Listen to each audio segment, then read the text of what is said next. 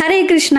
స్వామి హనుమ ఇక లంకలోకి ప్రవేశించగా అక్కడ గొప్ప సైన్యం కాపలాగా ఉంది. సీతమ్మ జాడ కోసం అన్ని చోట్ల తిరుగుతున్నారు. ఆఖరికి రావణుడి అంతఃపురంలోకి వెళ్ళగా ఎందరో స్త్రీలతో కలిసి పడుకున్న ఆ దుర్మార్గుడు కనిపించాడు. అలా లంకంతా అంగుళం కూడా వదలకుండా వెతికారు. కానీ సీతమ్మ జాడ ఎక్కడా దొరకలేదు. శోకానికి గురైన స్వామి హనుమ మాట వినలేదని సీతమ్మని రావణుడో ఏ రాక్షసుడో తినేశాడేమో, లేక తానే ఆత్మహత్య చేసుకున్నారో.